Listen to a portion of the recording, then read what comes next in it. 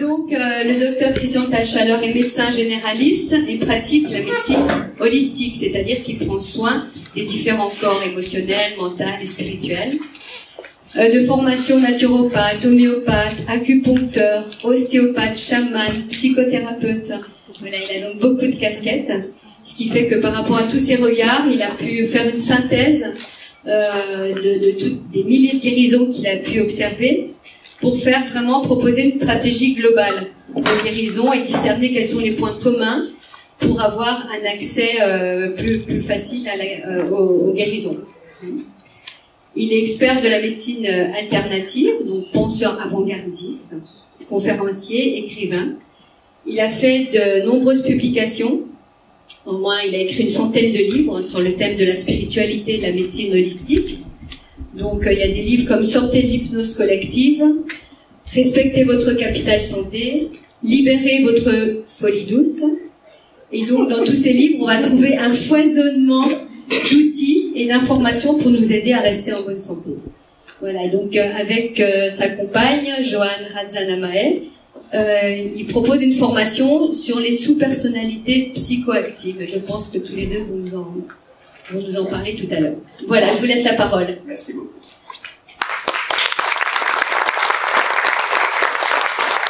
Merci. C'est un grand plaisir pour moi d'être au Maroc. J'étais venu quand j'avais 17 ans faire un chantier de jeunesse dans les bidonvilles de Rabat. Et j'ai des très bons souvenirs de ce pays merveilleux. Et je suis très heureux d'être ici avec mon épouse Joanne. Mon histoire est la suivante. Jusqu'à 6 ans, j'étais un enfant absolument heureux, comme c'est pas possible. Parce que je passais mon temps à jouer avec des personnages que les autres ne voyaient pas. Des fées, des anges, des guides. Je m'amusais comme un fou. C'était vraiment le pied, on peut dire. Une vie merveilleuse. Puis à 6 ans, j'ai dit à tous ces amis, écoutez, j'ai trop d'ennuis à cause de vous, on me dit que j'ai trop d'imagination, que je dis n'importe quoi, laissez-moi tranquille. Et ils se sont discrètement évaporés. Et de l'âge de 6 ans jusqu'à l'âge de 24 ans, j'ai passé 18 ans dans le monde du cerveau gauche. C'est le monde du stress, des efforts, de la compétition, j'ai fait des examens, mais j'étais tout le temps dans cette espèce de ronron permanent de l'intellect qui dit faut faire ci, faut faire ça, et de temps en temps un petit moment de repos, mais le gros de la vie est quand même horriblement stressant. Et vous connaissez cette vie. Moi j'appelle ça l'esclavage moderne. C'est qu'on vit tout le temps, presque tout le temps, mal. Et on a de temps en temps, un moment de répit. Mais le gros de la vie est massacré. Pendant toutes ces années, je me disais toujours, mais qu'est-ce que j'ai perdu en route? J'avais le sentiment que j'avais oublié quelque chose, et où? Et qu'est-ce que c'était? Je ne savais pas. Puis à 24 ans, j'étais un jeune médecin tellement stressé que j'ai décidé d'apprendre à me détendre. Je vais à l'Institut Monroe aux États-Unis et j'apprends à relaxer mon corps physique et à voyager avec ma conscience hors du corps, comme le font les chamans depuis la nuit des temps. Et le premier voyage que j'ai fait hors de mon corps, je suis arrivé sur un plan où j'ai vu tous ces êtres que j'avais quittés 18 ans plus tôt qui m'ont dit bienvenue, nous sommes heureux de t'accueillir de nouveau. Ça fait 18 ans qu'on t'attend. Et c'est là que j'ai compris que le propre des êtres spirituels, c'est qu'ils n'imposent jamais rien. Nous avons le libre arbitre. Et si nous disons je suis seul, eh bien nous sommes seuls. Mais si nous disons je m'ouvre à ces présences, tout d'un coup, la vie prend une autre dimension. Et je me suis donc passionné pour tout ce qui est chamanisme, channeling, communication avec des êtres non matériels, tout en faisant un parcours à travers, on peut dire, un peu toutes les médecines. Parce que j'ai commencé avec la médecine classique, et puis un jour, quand j'étais un jeune médecin, je prescrivais tous les jours du Valium à mes patients, c'était le Prozac de l'époque, n'est-ce pas? C'était le bonbon à la mode. C'était l'idée qu'un produit pharmaceutique allait vous apporter l'euphorie, la détente et le sommeil, et les gens prenaient ça allègrement, poussés par la publicité. Et puis un jour, je me suis dit, que se passerait-il si moi j'en prenais? J'en ai pris.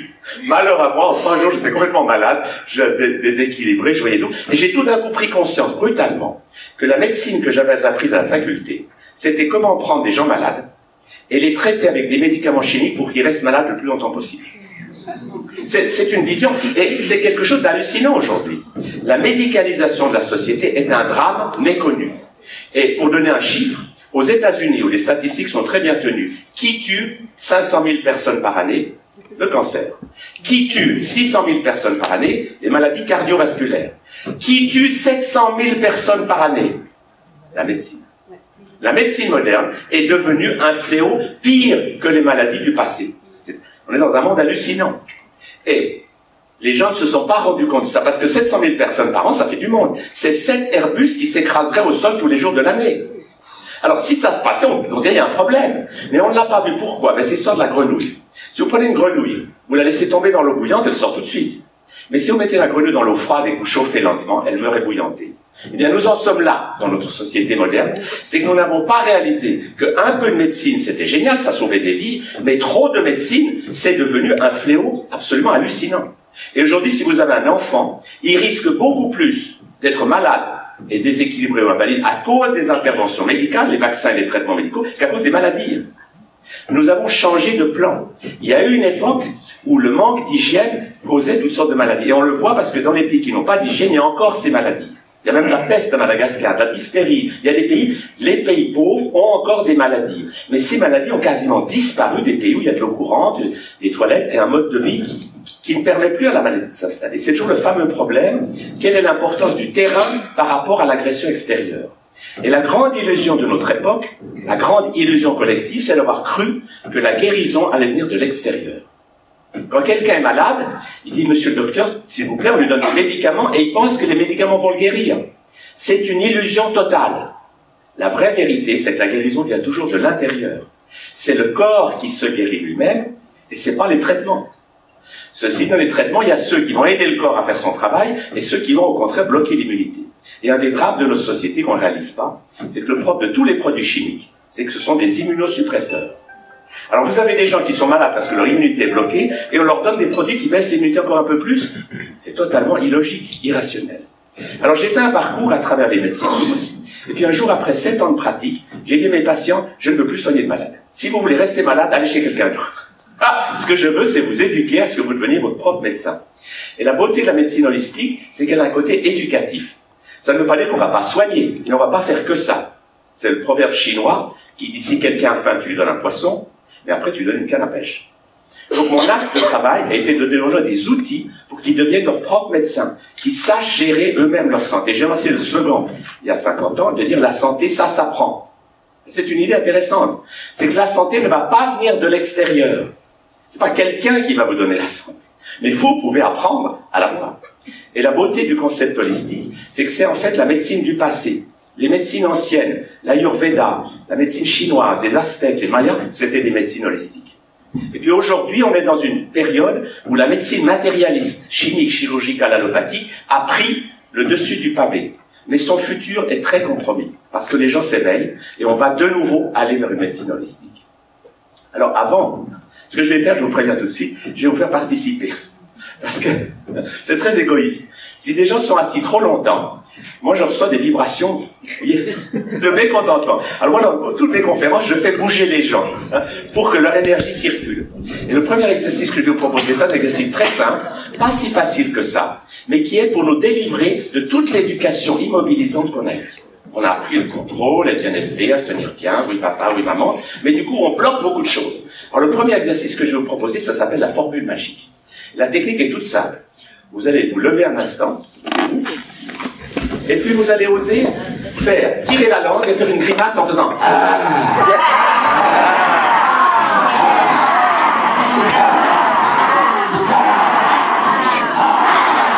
Bravo. Merci beaucoup. Mais vous voyez, ça détend. Parce que le concept holistique est le suivant. C'est que nous ne sommes pas des êtres de matière. Le matérialisme, qui est la religion dominante dans les pays occidentalisés, industrialisés, le matérialisme, c'est de vous dire, vous êtes ce corps, et quand ce corps va mourir, tout s'arrête. Et ce matérialisme crée une horrible peur de mourir. Parce que vous dites, mon Dieu, il n'y aura plus rien après, donc vous avez peur de tout perdre. C'est ça la réalité. Et le matérialisme a créé quelque chose d'assez extraordinaire qui s'appelle l'industrie du bien-être artificiel. Comment ça marche? Pour augmenter votre peur, vous avez le journal télévisé. On vous montre tout ce qui fait peur. Ah, oh mon Dieu, va mort par là. Ah. Et quand vous êtes là dans la peur, la publicité arrive. Et que vous dit la publicité? Oui, vous êtes stressé, mais consommez. Et quand vous consommez, ça ira mieux. Et on vous vend des produits de consommation qui s'appellent les médicaments, l'alcool, le tabac, toutes sortes de choses, ou les drogues illégales, qui ont tout un effet. Ah, ça va mieux. Quand j'ai bu mon verre, fumé ma cigarette, je me sens mieux. Et tous ces produits, ce sont des produits d'anesthésie émotionnelle. Le but, c'est que vous sentiez moins votre peur, votre colère, toutes ces émotions bloquées, et vous vous sentez un petit peu mieux à un moment, mais vous vous empoisonnez. Et c'est la spirale infernale. C'est qu'après un certain nombre de mois ou d'années d'intoxication de plus en plus grande avec tous ces produits de consommation. Vous faites la joie des marchands et vous détruisez votre santé. Et un des drames de notre société, c'est qu'il y a maintenant d'énormes multinationales qui vivent grâce à vos mots. Et ils sont très bien organisés. Pour être sûr d'avoir assez de malades, ils commencent par les vaccins. C'est un moyen extraordinaire de démolir l'immunité des enfants, dès le plus jeune âge. Puis ensuite, on vous donne des médicaments à vie. Et ça donne des populations de plus en plus esclavagées à la médecine moderne, qui est main dans la main avec l'industrie pharmaceutique. Et c'est un véritable drame méconnu en quelque sorte. Alors dans le concept holistique, nous ne sommes pas des êtres de matière. Au départ, nous sommes des êtres de lumière. Et puis, cet être de lumière, et peut-être je vais vous montrer comment ça s'est passé d'une façon un peu illustrée. Tu viens venir un instant, Aziz? Aziz, tu vas te mettre debout ici. Et Aziz, voilà, c'est un être de lumière. Vous le voyez, il est comme ça, tu vas te mettre comme ça. Et l'idée, c'est que cet être de lumière, qui est divin, extraordinaire, c'est un grand créateur. Et dans sa joie de créer, il a créé un corps mental. Tu veux bien faire le corps mental? Ou, oui, voilà, très bien. Le corps mental, c'est l'ensemble de nos pensées. Et voilà, qui arrive le corps mental. Donc tu le mets debout devant lui. Comme ça, et comme ça, voilà. Donc on a le corps de lumière qui crée le corps mental. Ce corps mental, en ralentissant sa vibration, va créer le corps émotionnel. Tu veux bien faire le corps émotionnel? Voilà le corps émotionnel qui arrive. Et le dernier, le plus lent, c'est le corps physique. Vous voulez bien faire le corps physique? Merci beaucoup. Mets-toi debout devant elle. Alors vous voyez, nous avons ici un être humain. Voilà. Un être humain est constitué... Voilà, mettez-vous comme ça qu'il y a de la place pour elle. Voilà. Comme ceci, très bien. Voilà un être humain, dans sa réalité réelle. C'est qu'il a un corps de matière, certes, mais il a aussi un corps émotionnel, un corps mental et un corps de lumière. Donc, cette notion permet tout de suite de se délivrer de la peur de mourir. Parce que qui peut mourir? Seulement le corps physique. Mais quand vous mourrez, vous êtes exactement comme d'habitude dans votre corps émotionnel, votre corps mental et votre corps spirituel. Et ça nous permet de comprendre une chose passionnante. C'est le drame de nos éducations. Parce que le petit enfant, n'est-ce pas, au niveau du corps mental, nous avons un cerveau droit et un cerveau gauche. Ça, c'est le cerveau droit. Ce cerveau droit, il est connecté au corps spirituel. Et le petit enfant, jusqu'à 4 ans, il n'obéit qu'à lui-même. Il n'obéit pas à ses parents. Il ne fait que ce que son corps spirituel lui dit de faire. Essayez de faire taire un enfant de 3 ans qui pleure, c'est impossible. Il est encore libre. Il est connecté au spirituel. Et c'est pour ça que l'enfant est magnifique. C'est un souverain. Il est remarquable. Il se sent comme un roi, comme une reine. Il n'a pas encore appris le doute, la culpabilité, se sentir moche, croire que les autres sont mieux que lui. Tout ça, il n'a pas encore. Il est encore souverain. Mais le drame qui s'est joué, c'est qu'à 4 ans, le cerveau, alors ça c'est donc le cerveau droit, le cerveau gauche est activé. L'enfant commence à parler et à penser. Et c'est là que le drame se joue. Parce que du coup, les parents, qu'est-ce qu'ils disent à l'enfant? Ils disent, n'écoute plus ton corps de lumière, stop. Tu obéis maintenant à tes parents. Et le premier message que les parents donnent à l'enfant, c'est « Chut, tais-toi, ne ris plus, ne crie plus, ça suffit maintenant, reste assis sur ta chaise, autrement maman n'est pas contente. » Et c'est comme ça que l'enfant entre dans le stress. Merci beaucoup. Vous avez vu? C'est important d'avoir un visuel, parce qu'on se rappelle mieux quelque chose qu'on a vu. Et l'image de ces 4 corps, c'est ça la médecine holistique.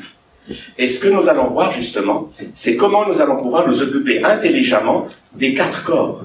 Parce que c'est la clé du succès.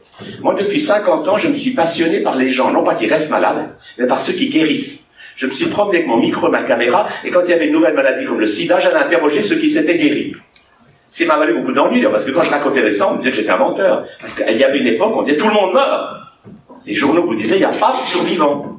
Dans les émissions de télé, je dis aux animateurs, interrogez quelqu'un qui s'en est sorti. Ah non, non, hors de question. Parce que l'industrie pharmaceutique ne tolérerait pas qu'on parle de ça. Mais il y en a, de toutes les maladies, des gens survécu. Il n'y a aucune maladie, peut me citer, dont je ne connaisse pas 1 ou 10 ou 100 personnes qui se sont guéries. On peut tout guérir, à condition, justement, d'avoir une démarche holistique. Qu'est-ce que ça veut dire? Ça veut dire que si beaucoup de gens ils font des thérapies, il faut une chose, puis après une autre, puis une troisième. Ça fait 1 plus 1 plus 1, ça fait 4. Si on fait tout en même temps, s'occuper du physique, de l'émotionnel, du mental et du spirituel en même temps, c'est comme si on met 4 chiffres l'un à côté de l'autre, ça fait 1111. Donc on est 1007 fois plus performant. Et c'est ça la beauté de la médecine holistique, c'est que c'est un chemin de guérison. Et je peux dire que pratiquement tous les gens qui se sont guéris ont compris que c'est pas quelqu'un qui allait les guérir, mais qu'eux pouvaient le faire. Ils ont appris à bien s'occuper de leur corps physique, s'occuper du corps émotionnel, du corps mental et du corps spirituel. Là où il y a le plus de drame, c'est justement au niveau de la répression émotionnelle. Parce que les éducations nous apprennent le stress. Et le stress est à l'origine d'une liste de mots incroyable. L'émotion la plus bloquée chez la plupart des gens, qu'est-ce que c'est? C'est la peur. La plupart des gens, on le voit dans nos salles, quand on leur demande, vous êtes un enfant de 3 ans, vous avez peur, qu'est-ce que vous faites? Ils font presque tout ça. Et ça, c'est la peur qui rentre. Mais quand est-ce qu'elle sort? Elle ne sort pas. Et c'est cette peur qui reste bloquée à l'intérieur qui fait que les gens, comme ils se sentent mal avec cette peur, ils cherchent de l'aide. N'est-ce pas? Si ça, c'est la peur, alors j'ai cette peur, je me sens pas bien. Je souffre. Alors je cherche de l'aide. Docteur, je me sens pas bien. Et le docteur me donne des pilules. Les pilules ne vont pas au fond du problème, ça soigne les symptômes. Alors je vais chercher ailleurs. Ah, je vais faire du Reiki. Non, je vais faire un jeûne. Non, je vais aller voir un chaman. Et c'est ce que j'appelle les consommateurs de thérapie. Toutes ces thérapies sont bonnes, mais tant que la peur est dedans, ça ne marche pas. Ou ça vous soulage un petit peu. Mais un jour, cette peur qui s'accumule, un jour, cette peur qu'on serre à l'intérieur donne un cancer. Et tu meurs, tu ne vis pas avec ton corps. Tu as renoncé à vivre. Parce que la peur, elle ne sort pas. Donc le premier exercice que je vais vous proposer de faire, parce qu'il a déjà changé la vie de vraiment de milliers et de milliers de gens, c'est comment lâcher la peur. Parce que c'est fondamental. Dans les pays industrialisés, le cancer maintenant touche une personne sur 2 ou sur 3, ça fait beaucoup de monde. Et la cause principale du cancer, ce n'est pas la viande rouge, les pesticides, la nicotine, ça c'est des facteurs secondaires. La cause numéro 1, c'était bien étudié, c'est la peur qui reste à l'intérieur. Les cancéreux sont des gens qui se contrôlent. Et qui se contrôlent. Moi, quand j'avais mon cabinet, j'avais une grosse grenouille en bois. Et quand les gens arrivaient chez moi, je leur donnais la grenouille sans leur dire pourquoi. Alors les gens normaux, cette grenouille la posaient sur leurs genoux.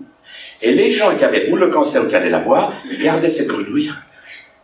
Puis ils me disaient, je peux poser la grenouille? Vu si je répondais rien, le stress augmentait. Ils étaient là avec cette grenouille très lourde, ils ne savaient pas quoi faire. Parce qu'ils ne pouvaient pas la poser d'eux-mêmes. Ils étaient tellement habitués à faire pour faire plaisir, que tant que je disais pas poser la grenouille, ils la posaient pas. Ils étaient là à trembler. Ils disaient, je peux poser la grenouille, vous savez, c'est lourd. Je faisais de nouveau l'idiot. Et ils étaient là, ils ne pouvaient pas lâcher. Eh bien, quand on ne sait pas lâcher la peur, elle reste. Et que fait la peur? Elle bloque notre système immunitaire. Alors, comment s'étonner quand vous bloquez votre système immunitaire pendant 10 ou 20 ans, qu'un jour vous tombiez malade? Ça peut être le cancer ou d'autres maladies. Donc, apprendre à lâcher la peur, c'est fondamental. Et beaucoup de gens maintenant ont vu ça à la télévision. L'équipe de Nouvelle-Zélande de rugby, les All Blacks, ils font avant le match le haka.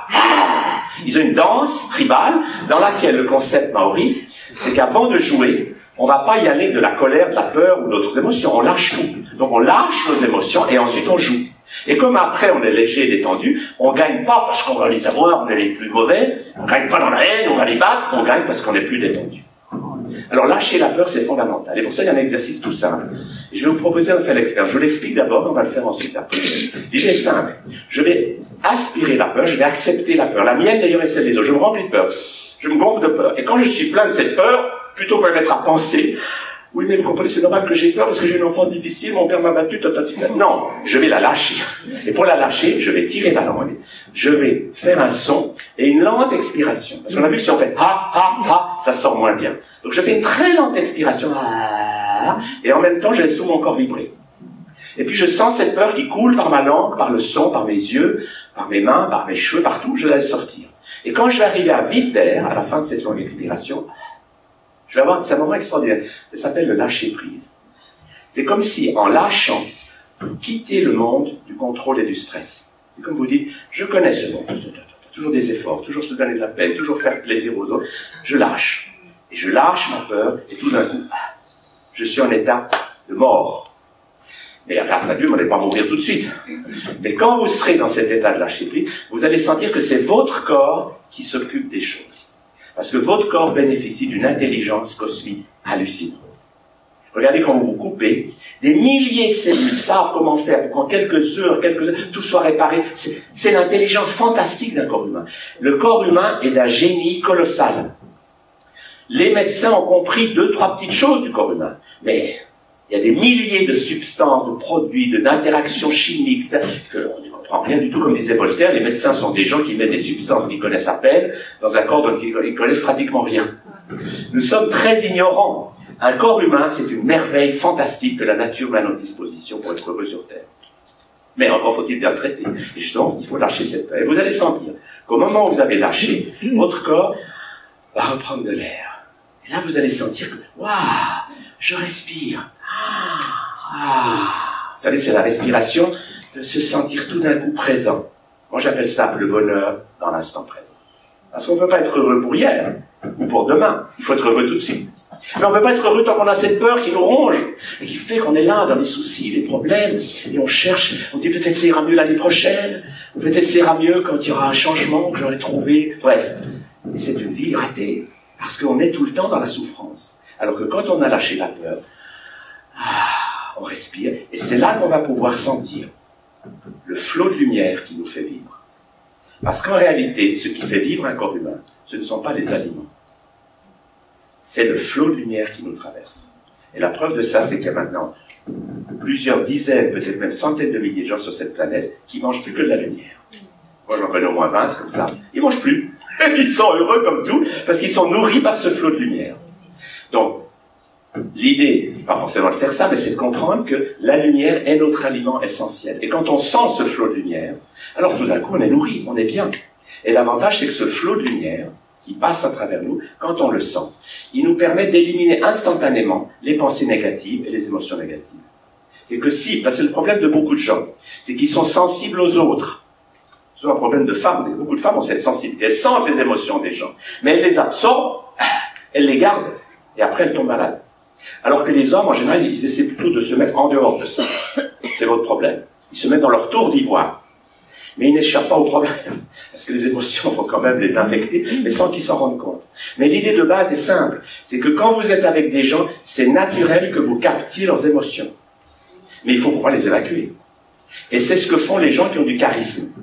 Les gens qui ont du charisme, ils sont tout simplement bien tout le temps.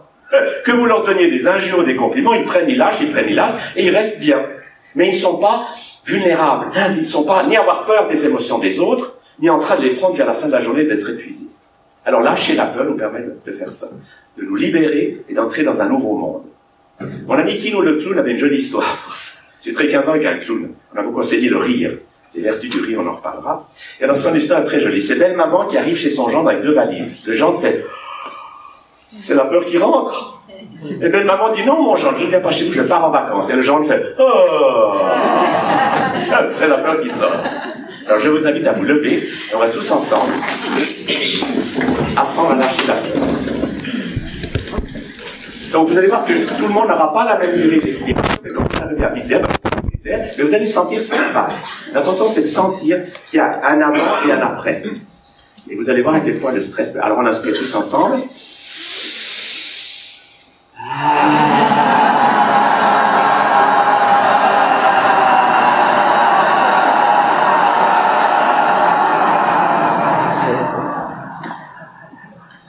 Respirez plusieurs fois profondément maintenant.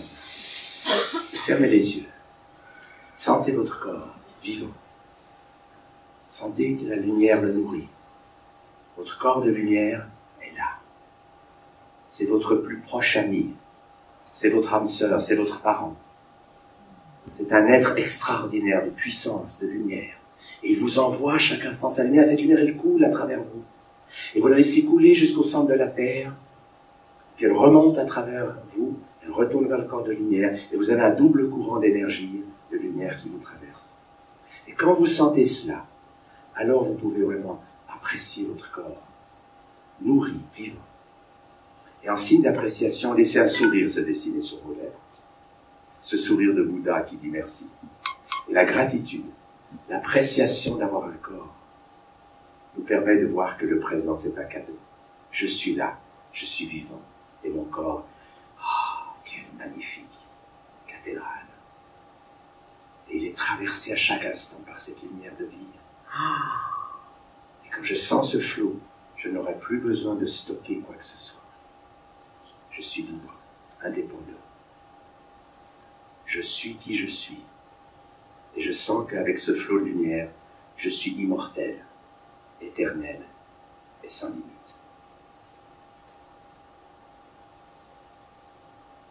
Merci beaucoup.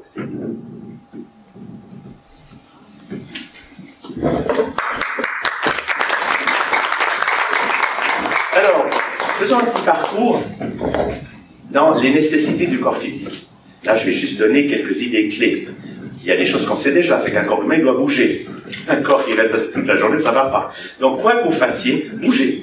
Si vous êtes assis, au bout d'un moment, devant votre ordinateur, levez-vous, étirez-vous, et dès qu'on bouge, le corps va mieux, il a besoin de bouger.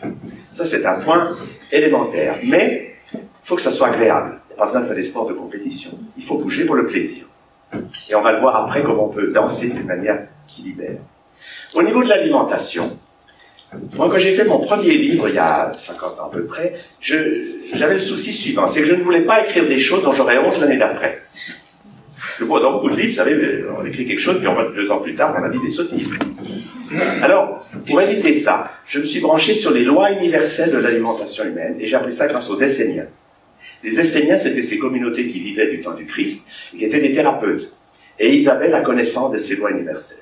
Alors la loi que je donne aux gens en 5 minutes, et qui vous permet de comprendre l'alimentation mieux que tous les experts officiels, qui sont tous noyés dans des chiffres, des quantités, et tout ça, c'est un monde qui a fait la gloire de l'industrie alimentaire, puisqu'on vous vend les choses qui correspondent à cette diététique. Mais cette diététique quantitative, elle est totalement faussée.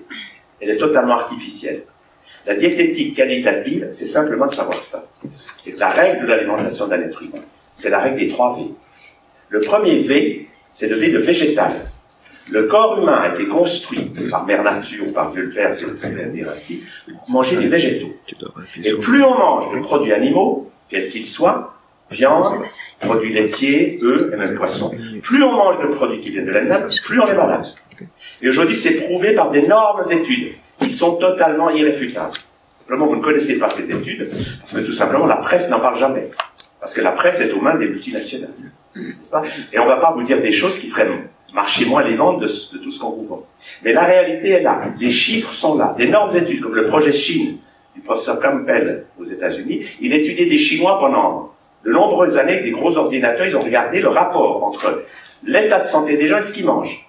Ben, les conclusions sont formelles. Plus les gens mangent de produits animaux, plus ils sont malades. Plus ils mangent de végétaux, plus ils sont. Toutes maladies confondues. Ça, c'est la première règle. Et elle est vraie à toutes les époques, dans tous les pays du monde. La deuxième règle, c'est le V de vivant. C'est que manger des végétaux, c'est bien, mais si vous cuisez tout, vous n'avez plus d'enzymes et de vitamines. Parce que la cuisson les détruit. Donc il faut avoir assez d'aliments crus. Ça ne veut pas dire que ça, mais ça veut dire une bonne proportion d'aliments crus pour avoir des enzymes et des vitamines. Et l'alimentation crue et végétale, ça s'appelle l'alimentation vivante. Si vous avez la chance d'être malade, c'est l'occasion de faire l'expérience. Moi, c'est ce que je dis toujours aux gens, s'ils sont malades, c'est une chance, bénissez le ciel. Grâce à la maladie, vous êtes stimulé à faire quelque chose pour vous. Au lieu de vous plaindre, prenez la maladie comme un merveilleux professeur, grâce à elle, vous êtes motivé pour apprendre la santé. Et quand les gens mangent vivant, eh bien, le corps se répare 10 fois plus vite que si on continue à manger des aliments classiques.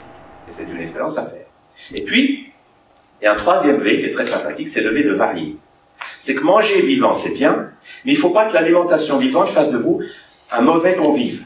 Si vous voulez, chez les gens disant non, je suis vegan, je suis végétarien, je mange pas bien, vous entrez en guerre avec la société. Et cette guerre va vous coûter cher. Moi, j'ai appris ça de la façon suivante. Quand j'étais une période, j'étais un végétarien pur absolu. Les Touaregs, dans le désert, m'invitent à manger du mouton. Je dis, je ne mange pas de viande. Et la nuit, je suis malade comme un chien. Qu'est-ce qui m'a rendu malade? C'est pas le mouton, mais c'est le mécontentement des Touaregs. Ils ont trouvé que j'étais vraiment mal élevé. Et du coup, le réel m'a rendu malade. Donc, j'ai appris à ne plus jamais dire non. À ne plus être en conflit. Ah non, non, je mange pas ça. Jouer le jeu de la société.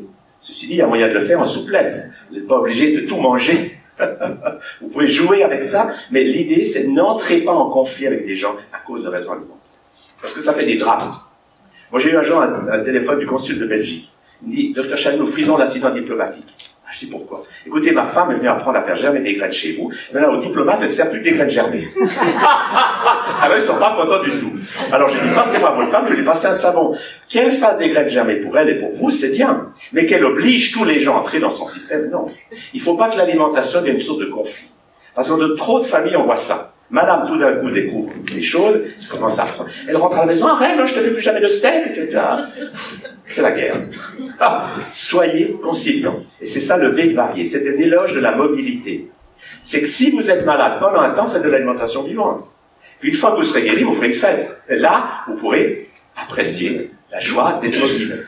Parce que curieusement, les régimes alimentaires stricts, ils vous guérissent dans un premier temps, mais après les gens retombent malades. Moi, j'ai beaucoup vu ça, les gens qui ont fait Kousmine ou l'instinctothérapie, etc. Ils guérissent, ils sont tout contents. Ah, ils ont trouvé enfin le système idéal. Et puis quelques mois plus tard, ils retombent malades. Et alors, c'est pas le régime qui est en cause, mais c'est qu'il n'y a pas que ça. Élever, le varier, c'est la capacité comme être humain d'être mobile, de s'amuser tout le temps. Tantôt on s'amuse avec des gens, tantôt on s'amuse à s'occuper de soi. Mais on n'est plus coincé dans une chapelle, une secte alimentaire. Voilà la règle fondamentale de l'alimentation humaine. Et puis, ce qui est important à comprendre, c'est que si on s'occupe bien du corps, après il y a toutes les autres choses. Il y a les massages, il y a le jeûne, qui est une thérapie fantastique. Le jeûne, ça doit être la première des thérapies quand quelqu'un est malade. Parce que dans presque toutes les maladies, il y a de l'intoxication. Et continuer à manger quand on est malade est un non-sens. Les animaux sauvages le savent bien, l'animal malade, il jeûne et guérit. Parce que pendant qu'on mange, on ne se rend pas compte que 50% de notre énergie est utilisée à digérer des aliments. Ça fait beaucoup de monde, beaucoup d'énergie. C'est comme si vous avez une femme de ménage, si elle doit préparer 3 repas par jour, elle n'a pas le temps de nettoyer la maison. Alors le système immunitaire, c'est pareil. Si toute la journée il doit digérer, eh ben, il n'a pas le temps de se réparer. Et dans le jeûne, on voit des miracles. Parce que dès que les gens jeûnent, le temps qu'il faut, une semaine ou 2 ou 3 ou 4, eh ben, le corps se guérit. Les tumeurs disparaissent. Le jeûne, c'est fantastique. C'est vraiment la thérapie number 1. Mais curieusement, dans tous les hôpitaux, on ne fait pas jeûner les gens, on leur donne à manger encore plus que d'habitude. Ça n'a pas de sens. Ceci dit, toute cette optique, que ce soit le jeûne, les massages, les thérapies énergétiques, tout ça, c'est pour bien s'occuper du corps physique. Mais ça ne suffit pas. Parce que votre corps physique dépend du corps émotionnel. Et si vous gardez du stress, on l'a vu pour la peur, ben vous pouvez vous rendre malade avec cette peur aussi bien qu'avec des aliments toxiques. Donc il faut vraiment, au niveau du corps émotionnel, apprendre à gérer ses émotions. Qu'est-ce que la gestion des émotions? Eh bien c'est simplement d'apprendre à ne plus stocker d'émotions. Moi j'ai découvert ça d'une façon étonnante, c'est que quand j'étais jeune médecin, acupuncteur, homéopathe, etc., un patient vient et me dit, docteur Chalère, vous devriez venir avec moi voir vivre un peuple qui vit sans conflit et sans maladie. Bon, j'ai ricané, j'ai dit, allez, arrêtez, sur la planète Terre, tout le monde est malade. Nous, on mange trop, les autres meurent de faim, mais il n'y a pas de peuple qui vit sans conflit et sans maladie, ça n'existe pas. Alors il me regarde et il me dit, vous voyez ce que vous êtes en train de faire? C'est exactement ce que vous reprochez aux médecins de l'hôpital, qui prétendent que vos techniques thérapeutiques n'existent pas puisqu'ils les ignorent. Ils ignorent l'homéopathie, donc pour eux, ça n'existe pas. Et vous faites la même chose qu'eux. Alors là, je peux vous dire, la foudre m'a frappé. Et j'ai découvert que l'ignorance et l'intolérance, ça arrive. J'étais fermé à quelque chose, j'ai prétendu que ce que j'ai allé. Je me suis dit, attendez, vous avez raison, il faut que je vienne voir. Et je suis allé voir vivre un peuple qui, sur la même planète que nous, vit sans conflit et sans maladie. Et ça m'a tellement bouleversé ce que j'ai vu dans ce peuple, que dans les 25 années qui ont suivi, je suis allé en voir, parce qu'une dizaine d'autres. Et ces peuples, en fait, ils ont des caractéristiques communes. Les 2 choses principales qui m'ont frappé, c'est que tout d'abord, ils respectent le premier commandement qu'on a d'ailleurs à l'origine de toutes les religions, c'est tu ne tueras pas. Mais regardez ce qu'on en a fait. On dit tu ne tueras pas, mais tu peux tuer les animaux. C'est un non-sens. Dans ces peuples, les animaux, c'est des amis avec lesquels on joue. C'est pas des... L'idée de tuer un animal n'en viendrait même pas dans la tête. De même qu'il ne tuerait jamais un être humain. Et chez nous, c'est inouï ce qu'on a fait avec l'intellect. L'intellect a dit, oui, non, alors tu tues pas les Marocains, mais tu peux tuer les Français, ou inverse. On a créé des choses d'une sottise noire. Nous sommes faits pour être ensemble sur cette planète. Nous formons une seule famille. Et dans ces peuples, ils ont cette notion que chacun étant guidé par son corps de lumière, il va toujours faire ce qui est bon pour lui, mais en tenant compte des autres. Et l'autre chose qui m'a bouleversé dans ces peuples, c'est de voir comment ils gèrent les émotions. Et leur philosophie est simple. Quand ils ont une émotion, à n'importe quel âge, une émotion de type négatif, peur, colère ou tristesse, eh bien, ils la vivent comme un enfant de 3 ans. Donc, dans ces peuples, vous pouvez voir des vieillards, il est souvent très acheté, qui tout d'un coup fait... Si vous faites ça dans les rues de Marrakech, il faut venir tout de suite le sable. Enfin, vous voyez, c'est intolérable. Parce que dans notre société, le mot d'ordre, c'est chut, chut, chut. Pas d'émotion. Pas d'émotion. Parce qu'on a peur de l'émotion intense. Vous savez quel est le seul adulte qui peut avoir un comportement d'enfant comme ça en public? Vous savez qui c'est? Le clown. Quand, avec nos nez rouges, on allait... Eh ben, on pouvait faire... les gens disaient, c'est des clowns. Donc le clown, c'est le seul adulte qui a le droit d'avoir un comportement d'enfant. C'est pour ça que c'est très thérapeutique. Pat Chadam, c'est un médecin clown américain, il dit « Aucune maladie ne résiste à 3 jours de nez rouge. » Mais c'est vrai. Vous savez qu'il y a des rouges dans la rue, vous vous amusez toute la journée comme un gosse. Vous pouvez pleurer, vous pouvez rire, vous pouvez embrasser des gens. Mais ne le faites pas sans le nez rouge. Parce que là, on vous enferme tout de suite. Alors, dans ces peuples, leur philosophie est simple. Ils ont une émotion, ils la vivent comme un enfant de 3 ans. Et du coup, alors, qu'est-ce qui se passe quand quelqu'un va piquer sa crise comme ça? Les autres passent. Il y en a qui veut dire, bah, ça tombe bien, moi j'ai un petit peu de colère rentrée, je fais avec lui. Au bout d'un moment, ils sont 3, 4 ou 5, et ça se termine en éclat de rire. Parce qu'une fois qu'on a lâché la peur, la jalousie, toutes les émotions négatives, la colère, eh ben, c'est bien.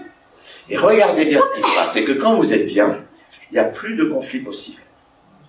Parce que les conflits ne viennent pas de l'autre, ils viennent de ce qu'on va vers l'autre avec une charge. Si j'arrive et je dis, bonjour Aziz, je t'aime. Oui, je t'aime vraiment. Les mots, ils vont, mais la charge, elle est là. Et quand l'autre reçoit une charge émotionnelle, il vous la renvoie. C'est le ping-pong. Moi aussi, Chaleur, moi aussi. Voilà. Vous voyez? Et c'est ça l'origine des conflits. C'est qu'on va avec une charge, et souvent on dit, c'est à cause de toi que je suis en colère. Et c'est la guerre. Parce que on va ça dans les couples, je suis en colère à cause de toi, et l'autre dit non, c'est toi qui me mets en colère. Change, et l'autre dit change, et voilà, les conflits, c'est ça. Quand vous lâchez vos émotions, le conflit devient impossible. Est-ce que vous arrivez vers l'autre détendu? Et si vous êtes bien centré, si l'autre arrive avec de la colère, vous allez la prendre et la lâcher. Donc ça, c'est ce qu'on appelle, nous, éveiller en chacun son côté chaman guérisseur. Parce qu'un guérisseur, une guérisseuse, avant d'être quelqu'un qui utilise des techniques, quelles qu'elles soient, c'est quelqu'un qui doit pouvoir sentir chez l'autre sa peur, sa colère, sa tristesse, prendre et lâcher pour lui. Vous voyez, si vous allez chez un chaman, j'ai mal au foie, il ne va pas commencer par s'occuper du foie physique. S'il voit que votre foie est bloqué parce qu'il y a plein de colère qui ne passe pas, il va peut-être prendre son tambour et se mettre à courir autour de vous en hurlant. Donc ça va donner quelque chose qui, pour un médecin occidental, semble incroyable. Le chaman va courir autour de vous en disant « Qu'est-ce que c'est que ça? Ça s'appelle, il est fou. Il a mal au foie et l'autre crie comme ça. » Non, la logique du chaman, c'est que comme il sent votre colère, vous ne pouvez pas la lâcher, il la danse pour vous. Et au bout d'un moment, vous vous sentez mieux. Et là, idéalement, il va vous dire, bon, maintenant que tu as vu que ça fait du bien, danse avec moi. Et quand vous apprenez à danser comme les chamans en lâchant vos émotions, eh bien, vous ne stockez plus. Voilà le principe. Et développer son guérisseur, c'est cette capacité qu'on a tous de passer sa journée à se faire du bien en faisant du bien aux gens. Je vous donne un exemple. J'ai connu une vendeuse qui me dit, je vois tous ces gens qui arrivent, et à la fin de la journée, je suis complètement KO parce que je sens leur stress, et je rentre chez moi, forte. Alors je lui dis, il ne faut pas faire ça. Quand les gens arrivent, vous sentez votre flot de lumière, et vous sentez que vous êtes capable de capter leurs émotions, les lâcher, et vous êtes bien. Puis si à un moment donné, ça passe plus, il y a trop, vous dites, un instant, il faut que j'aille dans la réserve. C'est une vendeuse de 5. Elle est dans la réserve, et puis dans la réserve, elle faisait un exercice. On va en voir d'autres, mais l'idée, c'est qu'elle lâchait ses émotions et celles des gens. Et quand elle revenait, elle était bien. Mais le résultat, c'est que non seulement elle finissait sa journée sans fatigue, mais qu'elle vendait beaucoup de sacs. Parce que les gens, elle leur faisait du bien. Elle était guérisseuse, même si elle n'avait pas une plaque avec des clients. C'est ça l'énergie du guérisseur. Une fois qu'on a appris à faire ça, c'est génial, parce qu'on n'est plus fatigué, et on n'est plus en train de repousser les gens. Ah non, ça c'est votre problème. Si quelqu'un vous agresse, vous dites quelle chance. S'il m'agresse, c'est parce qu'il voit que je suis une bonne guérisseuse, un bon guérisseur. Je prends et je lâche, et l'autre se calme. Et vous avez ainsi la capacité de pouvoir décharger les émotions des gens d'une manière qui vous fait du bien, qui leur fait du bien. Et c'est utile aussi dans la vie pratique. Nous, on a comme ça une histoire d'un de nos stagiaires qui était un jeune CRS. Vous savez, les CRS en France, c'était dur. Et un jour, il se retrouve sur une plage en Corse, et il y a 3 Corses qui arrivent vers lui barre de fer à la main pour lui taper dessus. Donc vraiment, sa vie était en danger. Alors il s'est rappelé ce qu'il a appris, il a regardé les 3 Corses, il a dit, oui, je sens votre haine, je la sens, et il a commencé à lâcher la haine en faisant, et pendant 10 minutes, il s'est secoué dans tous les sens en hurlant. Et quand il s'est arrêté, les 3 Corses étaient devant lui, bouche ouverte, n'ayant plus de haine. Lui, il l'avait lâché, donc il ne pouvait plus lui taper dessus. Et un des 3 Corses, la chute est amusante, c'est qu'un des 3 Corses lui dit, vous êtes épileptique? Alors il a dit oui. Mais l'idée est la suivante, c'est que si vous captez l'émotion de l'autre et que vous la lâchez pour lui, eh bien, il est tout d'un coup bien. Et c'est ça l'énergie d'un guérisseur ou d'une guérisseuse. C'est capter les émotions et les lâcher, soit dans le flot de lumière, soit avec un exercice. Alors le deuxième exercice que je vais vous montrer, c'est un exercice vraiment extraordinaire. Il met fin à la violence. La violence, il y a ceux qui, quand ils sont en colère, tapent sur les autres. C'est ceux qu'on met dans des prisons. Mais la chose curieuse, c'est que les violents extérieurs se portent très bien pour point de vue santé. On le sait, j'ai raconté ça dans mon livre Libérer votre folie douce, parce que À l'époque où les fous étaient seulement enfermés. Maintenant, ils ont tous bourré de chimie, donc le problème a changé. Mais avant, on les enfermait seulement parce qu'ils étaient dangereux. Mais les médecins qui observaient ces fous dans les asiles étaient stupéfaits de voir qu'ils n'étaient jamais malades, et notamment, cette information vaut de l'or, il n'y avait pas de cancer chez les fous. Parce qu'ils étaient mais ils étaient bien. L'autre catégorie de gens qui n'ont pas de cancer, c'est les enfants IMC, infirmes moteurs cérébraux, les Mongols. Vous les voyez dans la rue, ils sont comme ça. Ils ont la bouche ouverte, ils n'ont aucun contrôle intellectuel. Mais leurs émotions coulent. Et bien, comme ils lâchent leurs émotions en permanence, ils ne font pas de cancer. Donc j'ai appelé ça la folie douce. C'est que vous ne pouvez pas être fou en public. Ça ne se fait pas dans le pays. Mais quand vous êtes seul, prenez des moments pour être fou et pour justement lâcher cette colère. Parce que si on ne veut pas envoyer sa colère vers les autres, et ni la garder dedans, parce qu'il y a l'autre catégorie de gens, c'est ce que font la plupart d'entre nous, c'est que quand on a de la colère, on la garde. Puis on essaie de contrôler. Et puis on dit oui, bon ben c'est comme ça. Et alors là, on fait un effort intellectuel pour se relier à l'amour et à la paix. On dit je médite pour la paix. Mais la colère reste. Ça donne ces gens qui disent j'ai pardonné à tous mes ennemis, mais j'ai la liste. J'adore ça. Parce que c'est ce que font les gens qui font une démarche intellectuelle. Vous voyez, ils font des méthodes qui sont très bien. La communication non violente, le ponopono, des tas de choses merveilleuses, mais ils font ça que dans la tête. Et l'émotion est toujours là. Donc il faut que la colère elle puisse sortir. Alors pour la canaliser, qu'elle puisse sortir sans agresser les autres, l'exercice qu'il faut bien sûr faire seul, vous ne faites pas ça pour un agent de police, ça s'appelle le tigre. C'est un exercice magique, parce qu'il permet, quand on se sent tendu en colère, que la colère vienne de vous, vous la captiez de votre voisin, de votre femme ou de votre enfant. Quand vous sentez que ça passe plus, vous n'arrivez plus à la lâcher de votre feu lunaire, vous vous isolez, et l'exercice est sûr. Je vous demande d'abord, on va le faire ensuite, vous sentiez ce qu'il fait. J'imagine être un tigre dans la jungle, bien campé sur ses pattes arrière, qui va griffer le long d'un tronc d'arbre avec une patte et avec l'autre. Et puis en même temps que je griffe, je vais accélérer, pour pouvoir monter les tours. Ce que je veux, c'est pouvoir oser aller, pas dans la petite colère, ça m'énerve. Non, dans la grande colère, la haine, la rage, quelque chose d'intense. Et donc, en même temps que je griffe mon tronc d'arbre, je vais rugir. Je vais oser être comme un tigre, pour que ma colère, elle sorte. Je vais la donner à la mère terrestre, au Père Ciel, mais plus aux gens. Et je vais accélérer. Et je vais aller au niveau maximum d'intensité, mais je rajoute agréable. Parce qu'il ne faut pas forcer. Vous voyez? Il faut faire que les choses soient toujours agréables. Si vous allez trop fort dans la colère, vous allez faire mal à la gorge quelque part. Il faut que ça soit tout le temps bon. Et quand vous sentez que vous avez atteint ce niveau maximum d'intensité agréable, vous terminez par ce geste magique, qui est le geste de la libération.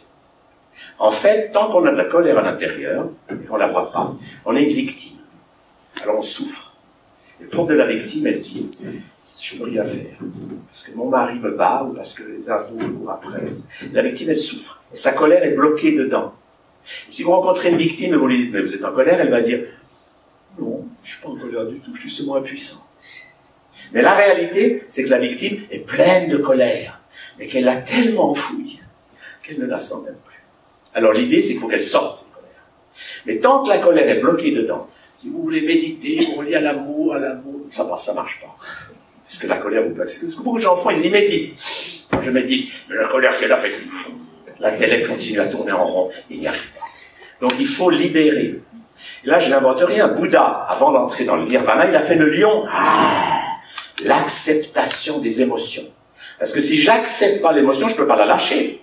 Mais si je l'accepte et que je la lâche, alors, elle sort, et mon cerveau droit s'ouvre, et j'entre dans le monde, justement, des mystiques ou des chamans. Et quand j'ai lâché ma colère et que je m'ouvre, je suis dans le monde de l'ouverture spirituelle. Le propre des mystiques, quand ils ont une vision, ils disent pas, j'ai vu la Vierge Marie. Non, ils sont comme ça.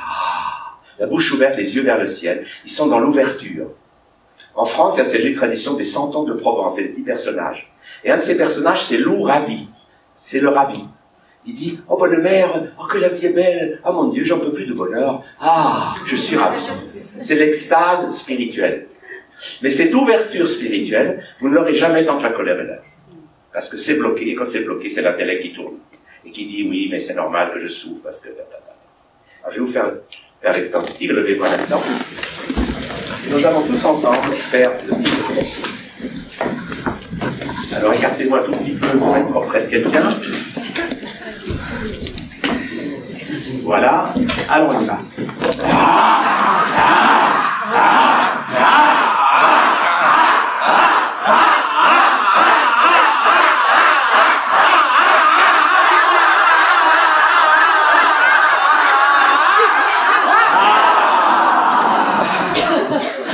savez comment vous vous sentez. Ah, la vie est belle, vous avez le sourire aux lèvres. Ah, je suis drôle. Quel bruit.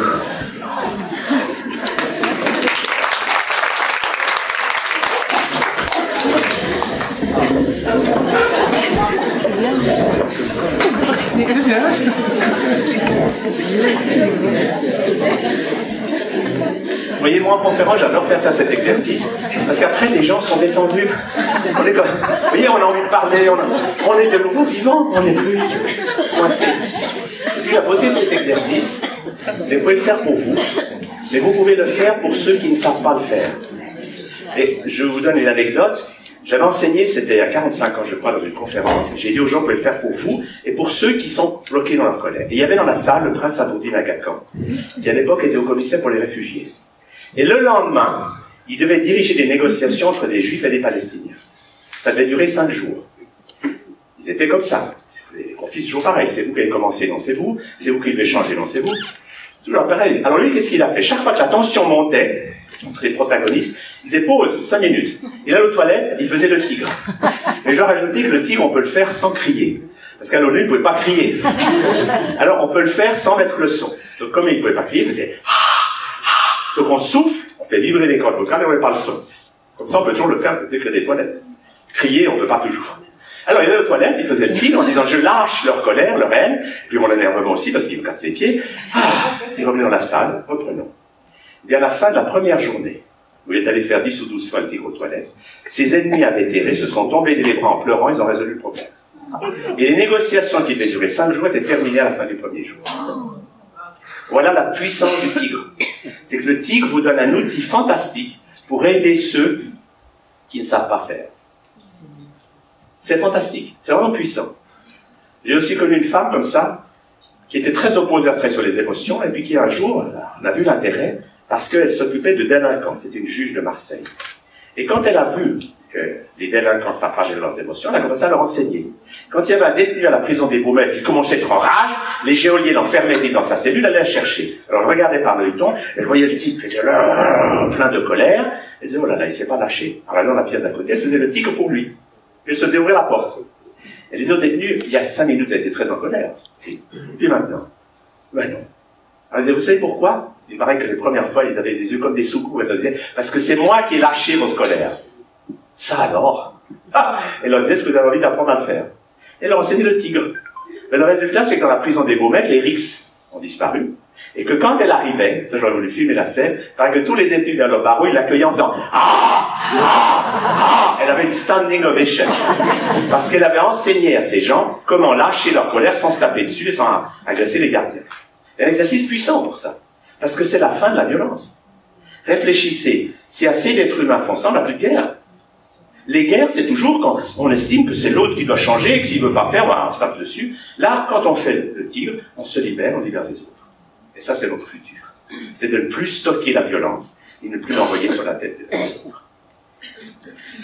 L'intérêt de ce travail sur les émotions, donc on a vu le tigre, on a vu la peur, il y a un autre exercice aussi qu'on ne va pas faire, mais que je vous explique en un mot, qui s'appelle l'ours. Un exercice tout simple. C'est quand vous sentez que vous êtes stressé, vous vous penchez simplement en avant, vous lâchez les mains, vous lâchez les muscles du visage, vous tirez la langue, vous faites des bruits affreux. Vous vous libérez. Vous êtes comme un enfant malade. Et quand vous faites ça, quand vous remontez, vous êtes de nouveau bien. Derrière ces exercices, il y a le fait de laisser le corps bouger comme un enfant de 3 ans. Et ça, c'est vraiment indispensable à la liberté. Moi, j'ai testé beaucoup de chamans comme ça. J'ai même fait ça au Dalai Lama. Une fois, j'étais avec lui en entrevue personnelle, et puis on parle de différentes choses, et au bout d'un moment, il me dit, qu'est-ce que vous faites? Et moi, je me suis dit, je vais le tester, je vais pas lui dire, je me lève et je fais le monstre. Et ça, c'est un Dalai Lama, il commence à ramener sa salive. C'était un peu surprenant. Puis ensuite, il comprend le message, il se lève, il commence à faire avec moi. Et pendant 10 minutes, on a joué à faire les monstres. C'était un contact merveilleux de cœur à cœur. Et quand il s'est assis, il m'a dit, c'est bien votre travail, je suis un peu trop sérieux, il faut que je fasse ça plus souvent. Vous voyez, ça veut dire que vous testez tout de suite le degré de liberté de quelqu'un avec ça. Les gens coincés, ils supportent pas. L'autre geste comme ça pour tester un chaman, vous tirez la langue. C'est ce qu'Einstein a fait. Il y a les gens libres, si vous tirez la langue, ils tirent la langue aussi. Ils jouent. Les gens sérieux, regarde, qu'est-ce que c'est que ça? Ils ont peur de leurs émotions. Donc ils ne peuvent plus jouer. Et moi, j'ai rien inventé parce que Jésus a dit ça il y a longtemps. Il a dit, le royaume des cieux, qui est en fait l'ouverture du cerveau droit à la spiritualité, est pour ceux qui redeviennent de petits enfants. C'est clair. Et redevenir un petit enfant, ce n'est pas dire, je médite tous les jours pour mon enfant intérieur. Non, c'est être un enfant. Être ainsi. Et alors, être un enfant, c'est pouvoir laisser notre corps bouger et que les émotions sortent. Parce que le drame de beaucoup de gens, c'est qu'ils coupent dans l'émotion. Par exemple, beaucoup de femmes pleurent. Dans notre société, les femmes ont plus l'autorisation de pleurer que les hommes, si vous regardez.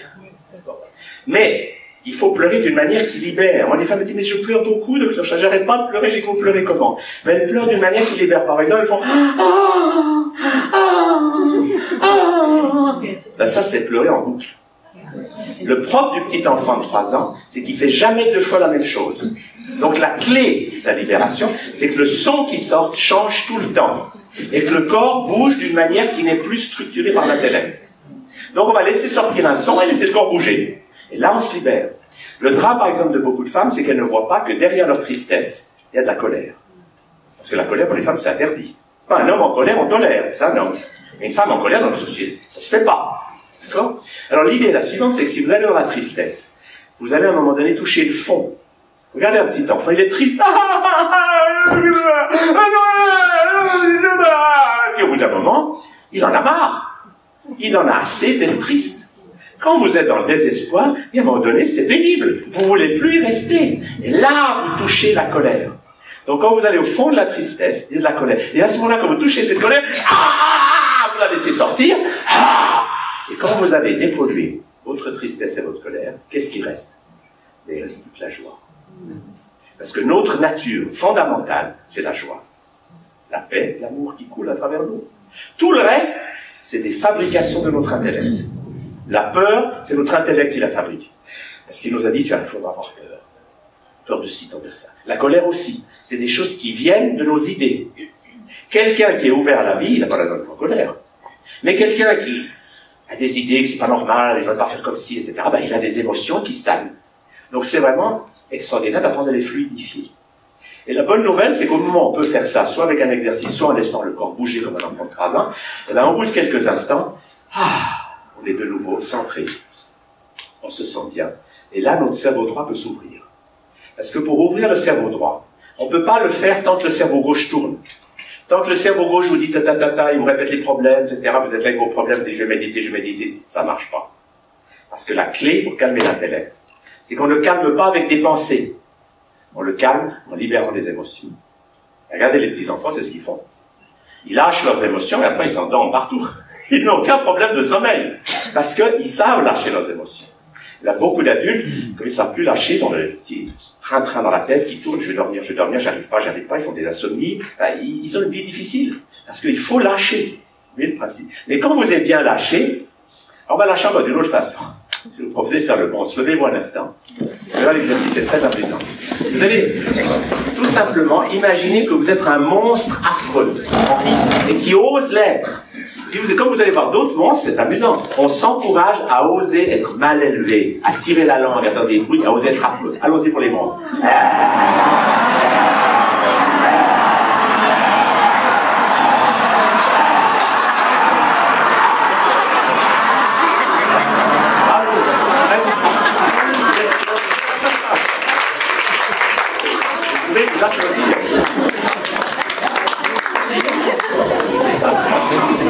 Alors vous voyez le principe. Dès que nous apprenons à faire ça, lâcher nos émotions, naturellement, notre intellect se calme. Peut-être qu'on l'entend encore un petit peu dans le fond, mais notre cerveau droit s'ouvre. Et le cerveau droit, c'est notre capacité comme être humain d'entrer dans le monde des chamans. Ce monde des chamans, dont mon époux Jeanne va vous parler tout à l'heure, mais c'est un monde magique. C'est un monde dans lequel tout est fluide. Dans le cerveau gauche, c'est compliqué, parce qu'il y a des limitations. Mais quand vous allez dans votre cerveau droit, vous pouvez tout faire. Et je vais vous inviter à faire un petit voyage comme ça. Je vais prendre un son de tambour léger, parce que le tambour harmonise les hémisphères cérébraux. Je vais vous inviter à fermer les yeux quelques instants, à relaxer votre corps. Sentez le contact avec la terre, comme si vous étiez un arbre avec des racines. Et sentez la vie qui coule à travers vous. Et puis maintenant, avec votre imagination, avec votre conscience, imaginez que vous montez.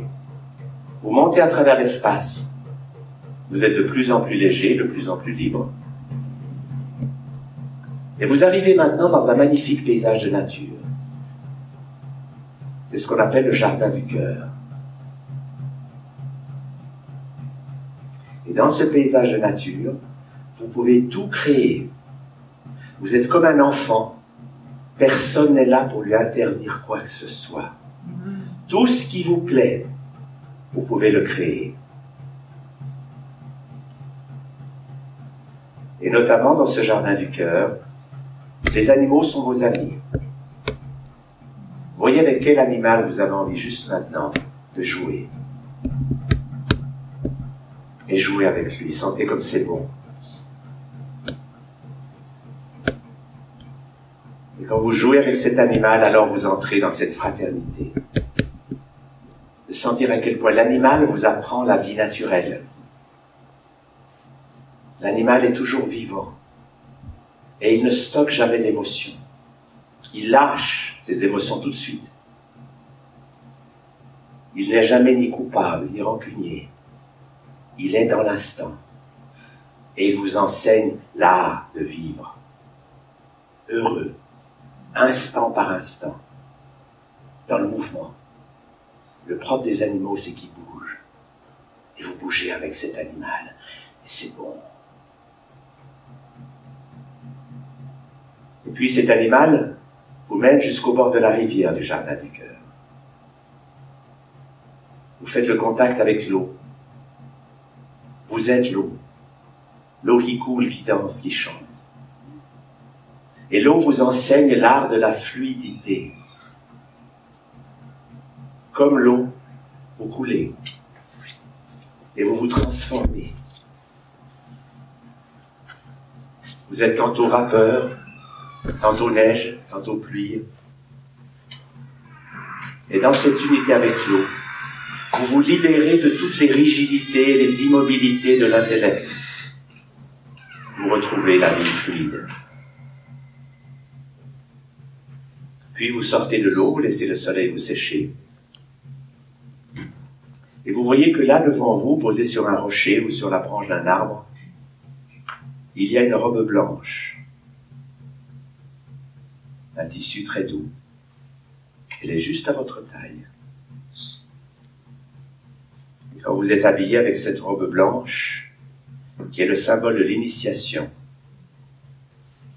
alors vous pouvez ouvrir votre cœur pour sentir autour de vous la présence de tous ces êtres subtils, ancêtres, anges, guides, amis des étoiles, maîtres ascensionnés. Toute une équipe est là pour vous. Ils forment un cercle autour de vous. Et ils vous aiment. Ils vous aiment d'un amour incroyable. Ils ne mettent aucune condition. Ils ne disent pas « je t'aime si tu es sage ». Non, quoi que vous fassiez, ils vous aiment tel que vous êtes. Et en même temps, ils voient tous vos potentiels. Ils savent que vous allez aller vers toujours plus de joie de vivre, de liberté. Et ils vous soutiennent. Mais avec délicatesse, sans jamais rien vous imposer. Et là, sentez comme c'est bon d'être aimé. De tout ce qui peut vous manquer sur la terre, là, vous l'avez. Et c'est comme si cet amour est tellement puissant que vous ne pouvez pas le garder pour vous tout seul. Il allume dans votre cœur un soleil. Et ce soleil vous permet d'envoyer des rayons d'amour dans toutes les directions pour remplir votre monde de soleil, d'amour, de lumière.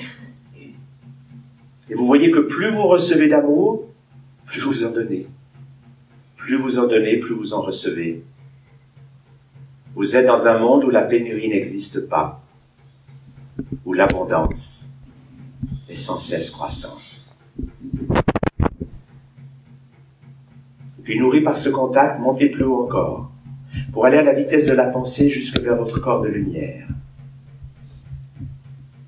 pouvez le voir comme un soleil, comme une étoile ou comme une boule de lumière, et vous voulez entrer dans ce corps de lumière, fusionner avec lui. Et là, vous êtes à la source de votre être. Et quand vous êtes dans ce corps de lumière, vous êtes un avec tout. Puisque tout ce qui existe vient de cette lumière. Vous êtes à la fois la créature et le créateur. Et puis à partir de ce corps de lumière, vous envoyez un flot de lumière vers votre corps physique qui est là, assis dans cette pièce. Et vous sentez ce flot de lumière qui entre par la couronne, là au sommet de la tête, et qui passe à travers tout le corps. Et en passant, il allume des milliards et des milliards de particules subatomiques.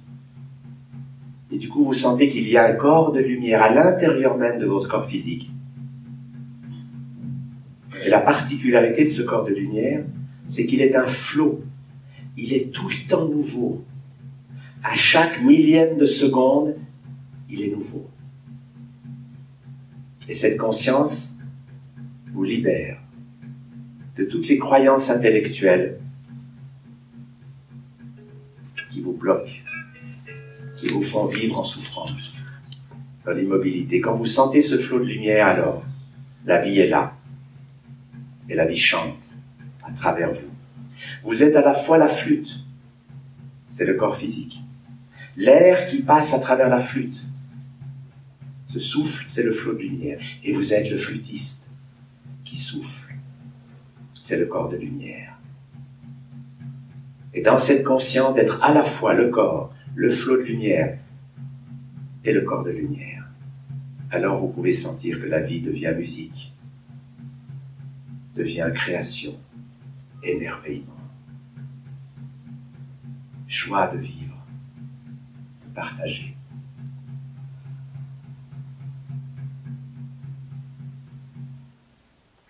Et puis tranquillement, revenez à la conscience de la réalité dite ordinaire, ou baillez, soupirez. Ah, vous étirez.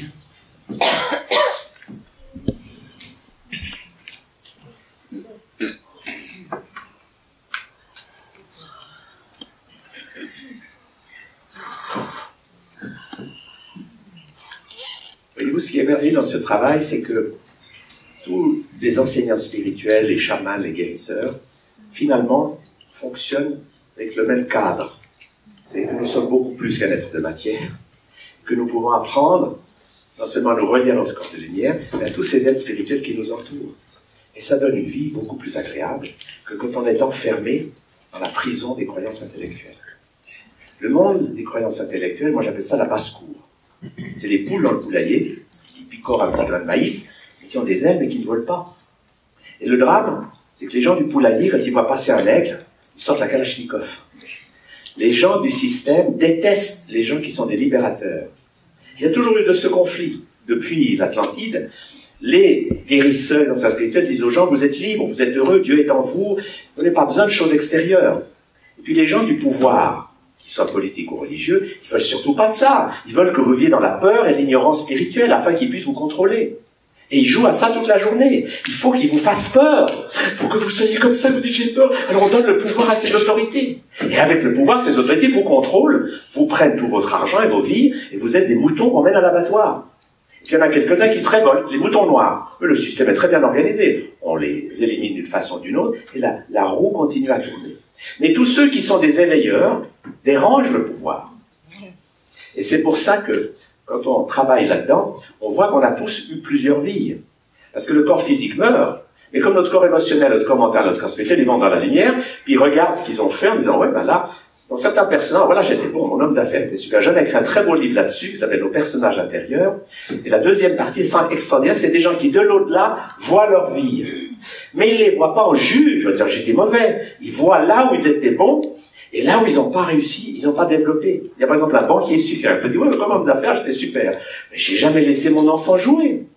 Alors, une fois qu'on voit ça de l'au-delà, on revient.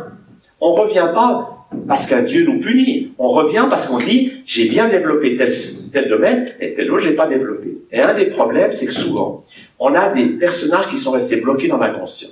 Par exemple, vous êtes guérisseuse ou guérisseur, vous faites du bien à tout le monde. Mais un jour, les autorités décident que vous êtes une sorcière. N'est-ce pas, en Europe, on a brûlé 9 ou 10 millions de femmes, parce qu'on les a appelées sorcières. Enfin, au Moyen-Âge, une guérisseuse, elle prenait du bain moisi pour mettre sur les plaies, pour les guérir. Mais la pénicilline n'avait pas été inventée. Alors on disait, c'est une sorcière. On ne comprenait pas tout ça. Et du coup, ces sorcières qu'on a brûlées, il y a un certain nombre, quand vous arrivez sur le bûcher, vous dites, c'est injuste. Et vous êtes en colère. Vous en voulez à la vie, vous dites, mais qu'est-ce que c'est que ça? Je fais que du bien aux gens et on me tue. Et il se peut que justement la guérisseuse, par exemple, reste bloquée dans sa rage. Elle meurt en colère, elle maudit ses talents, elle dit plus jamais je fais ça. Et cette colère bloque ce personnage, et il l'a dans votre cadre. Et c'est dans l'inconscient. Et si vous regardez bien, toutes nos peurs ont des origines dans l'inconscient. Toutes nos peurs. Quelqu'un, par exemple, qui est mort noyé, il a peur de l'eau. Donc les peurs, il faut d'abord lâcher la peur, mais ensuite il faut en voyage intérieur remonter pour voir le personnage. Moi j'ai appelé ça la psychothérapie spirituelle. C'est une forme de psychothérapie, mais qu'on fait en voyage chamanique. Et quand les gens remontent dans leur passé, ils découvrent des choses extraordinaires. Ils découvrent l'enfant qu'ils ont été, qui a renoncé à vivre, en disant, bon, ben, à 10 ans, on dit, ouais, je peux plus être un enfant, il faut que je sois sérieux. Et on n'est plus un enfant. Et du coup, on souffre. C'est comme si on congelait l'enfant. Et l'enfant, il reste congelé, là, il est dans votre cadre, il vous attend. Il faut aller le délivrer. Et pour délivrer ces personnages, la technique est simple. C'est que si vous trouvez le personnage, vous lui donnez de l'amour, ça sert à rien. Parce qu'il ne reçoit pas l'amour. C'est un personnage qui est comme ça en rage, ou un personnage qui est désespéré, il faut d'abord se relier à lui et lâcher son émotion. On fait ça en visualisation. On voit le personnage avec la victime qui souffre. On dit, oh, tu souffres. Et on va danser pour elle. Et on lâche. Et quand on a fait ça, on va dire à la victime, ou personne, tu te sens mieux. Le personnage se sent, alors on va le faire danser avec lui. Et une fois qu'on l'a fait danser, ben, il est libéré. On l'envoie dans la lumière. Et alors la bonne nouvelle, c'est qu'on récupère instantanément les talents qu'il avait. Nous, on voit les résultats comme ça extraordinaires. Des gens, j'ai encore vu un monsieur il n'y a pas longtemps, il disait, j'aime pas du tout le piano. Piano, pourquoi? Ben, c'était un truc dans son inconscient. Il a retrouvé une vie dans laquelle il était un grand pianiste, mais ses ennemis jaloux le tuent. Alors, il a maudit le piano. Il a dit, je meurs à cause du piano. Il libère le personnage, il se remet au piano et il joue comme un... Vous voyez. Donc on a comme ça des talents qu'on a développés dans d'autres vies qui sont restés bloqués par des expériences douloureuses. Et c'est passionnant d'apprendre à les faire, à les libérer. Parce que là, on voit que nous avons des ressources extraordinaires dans nos cadres. Et qu'il y a des tas de choses qu'on n'a pas besoin d'apprendre. Parce que les personnages les savent déjà. Il faut juste libérer ça. Et quand on le libère, pour vous citer une anecdote, quand j'ai connu Joanne, elle avait peur des requins, de l'eau profonde. Elle n'aimait pas écrire. Chose bizarre. Devant le lac de Gênes, elle me dit, c'est sûr qu'il n'y a pas de requins. C'était vraiment une peur inconsciente. Parce qu'elle avait vécu à Madagascar, au bord d'un fleuve, il y a des crocodiles, mais pas de requins. Personne n'était mangé par les requins dans sa famille. Donc c'était vraiment une peur typique de l'inconscient. Et un jour, alors c'était intéressant parce que ça s'est fait géographiquement. On était aux Antilles, puis elle me dit, elle était dans la maison de Coluche, elle me dit, c'est là, juste là devant, qu'il s'est passé quelque chose dans mon passé. Alors elle descend dans son passé, et elle voit qu'elle était sur une caravelle, et que sur cette caravelle était écrivain de bord. Elle notait tout dans ses petits livres. Il y a une mutinerie. Les mutins disent, si on regarde l'écrivain, ben ça va se savoir. Alors, ils prennent l'écrivain et ses livres, ils le jettent à la mer, et l'écrivain meurt, mangé par les requins, furieux, parce qu'il trouve que c'est d'une injustice folle. Parce qu'il n'a rien fait de mal. Joanne voit cet écrivain plein de rage, elle lâche sa colère, elle le fait danser, elle l'envoie dans la lumière, et quelques jours plus tard, elle commence à écrire son premier livre. Alors, elle a écrit toute une série. Vous voyez, l'écrivain était débloqué.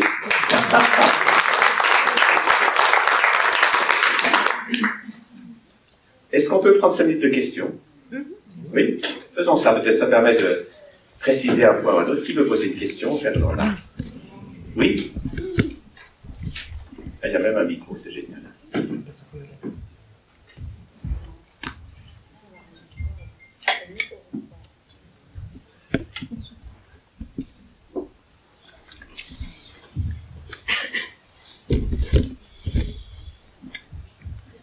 Oui? Allez-y. Bonjour. Bonjour. Alors moi je suis ravie de vous connaître. Merci.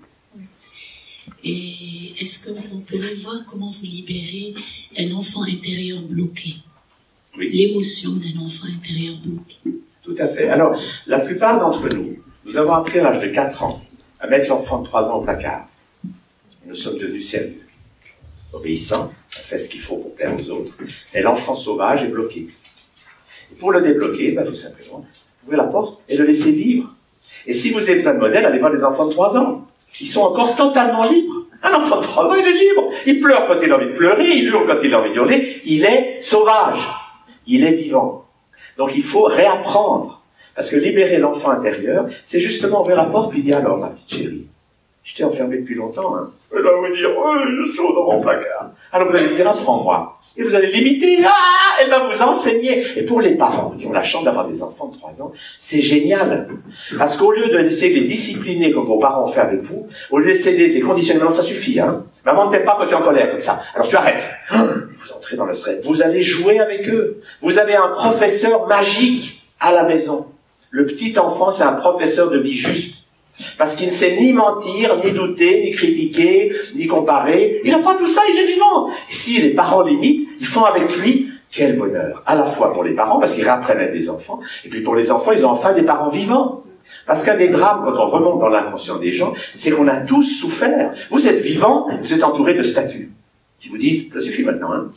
Et quand vous êtes tout petit, vous sentez que votre père est en colère, votre mère est triste, et vous lâchez pour eux. L'enfant, c'est un thérapeute né. Il sent que papa est en colère, il va pas dire, fume une cigarette. Non, il crie, il pleure. Mais si le père ne comprend pas, eh ben, au bout d'un moment, il essaie de faire taire l'enfant. Et à 3 ans, il n'y arrive pas, mais à 4 ans, oui. C'est comme ça qu'on entre dans le monde du stress.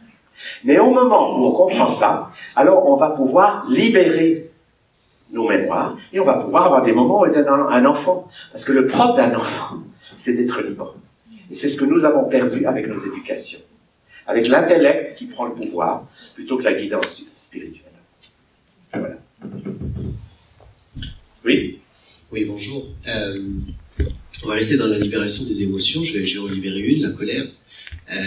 Parce que ça nous met un petit peu en colère, effectivement, d'assister à ces conférences où le discours est complètement fluide et limpide, et on a envie de l'adopter très vite, hein, de se dire l'homéostasie, c'est cette capacité du corps à s'auto-médicamenter, à s'auto-guérir, etc. Mais face à ça, on a des médecins tout à fait charmants également, qui sont pas mal intentionnés et qui croient dur comme fer dans ce qu'il recommande également.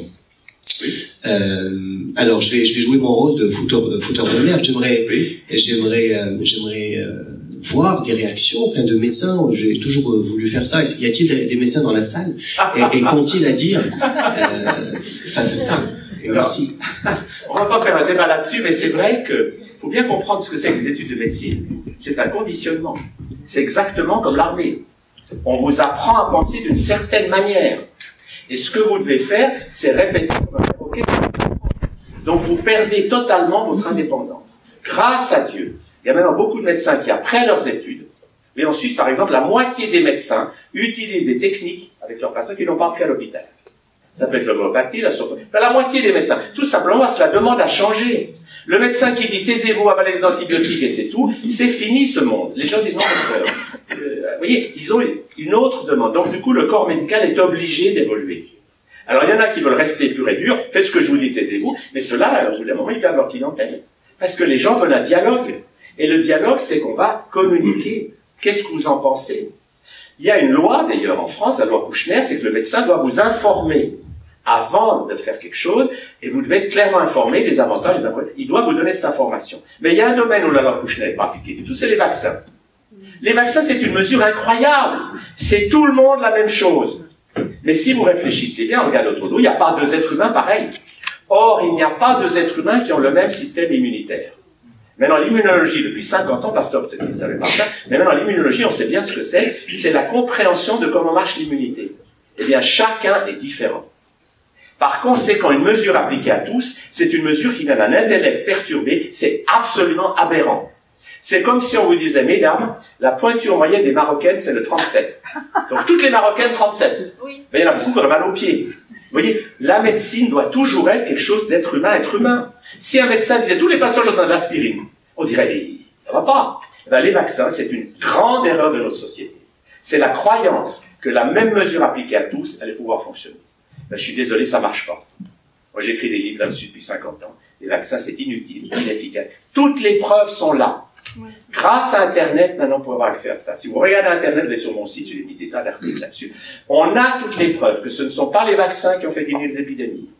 Pas du tout. L'épidémie s'arrête quand les conditions d'hygiène changent. Les vaccins n'ont jamais protégé qui que ce soit de quoi que ce soit. D'ailleurs, ça fait rire. Moi, j'ai entendu l'autre jour la ministre française dire, pour le vaccin de la grippe, il faut le faire, non seulement pour vous, mais par solidarité. Parce que si la couverture vaccinale n'est pas assez forte, alors les non-vaccinés risquent de propager la maladie. Mais réfléchissez au non-sens. Si le vaccin protège les vaccinés, pourquoi ils auraient peur des non-vaccinés? Donc c'est reconnaître que le vaccin sert à rien, il ne vous protège pas, puisque vous avez toujours peur de la maladie. C'est étonnant qu'une ministre arrive à dire un non-sens pareil. Mais c'est un monde que l'intellect a fait. Et ce monde intellectuel, il a donné des choses qui sont des folies d'une époque. Mais il faut se réveiller. Parce que tout simplement, la vie de nos enfants est en danger avec ce genre de mesures. Et plus on commence à comprendre la chose, plus on va s'éveiller et plus on va dialoguer avec des médecins avec lesquels on a un contact. Parce que si un médecin vous imposez ces dogmes, dites merci beaucoup, mais alors trouvez un autre. Oui, madame. Un micro, s'il vous plaît. Oui, le micro, madame. Je vous remercie pour cette conférence intéressante. Bon, je vais intervenir parce que il y a une personne qui vient de dire est-ce qu'il y a des médecins dans la salle. En fait, oui, je suis médecin et il y en a d'autres ici dans la salle. Et le fait qu'on soit ici, c'est qu'on s'intéresse à ce côté de médecine alternative. N'oublions pas qu'on est ici en train de parler de médecine alternative et non pas de médecine allopathique. La médecine allopathique, quand il s'agit d'un cadre d'urgence, d'une opération, de mesures de réanimation, il n'y a pas de question de parler émotion là, il faut sauver des vies. Excellent. La médecine alternative agit dans le stade préventif, avant que la maladie se manifeste au niveau organique. Et il y a aussi d'autres, par exemple, moi je suis gynécologue, une femme qui vient pour une contraception, je peux pas lui dire lâchez vos émotions, jouez, faites le tigre et tout, parce que il faut un résultat. Et donc, ceci pourra s'appliquer dans n'importe quelle autre spécialité. Ceci dit que cette médecine alternative est vraiment intéressante et que nous ouvre un état d'esprit à être plus holistique et à voir l'être humain dans toute sa totalité. Voilà. Alors, merci. Pour aller dans le sens de ce qu'a dit Younes et ce qu'a dit la jeune dame. Moi, il y a 12 ans, j'ai eu un petit problème de santé. Donc, j'étais parti voir 2-3 médecins. Et puis, je suis tombé sur un médecin qui est là et qui m'a pris par la main et qui m'a entraîné dans ce que vous êtes en train de dire. Et c'est ce qui fait que j'ai organisé ce congrès, là, maintenant.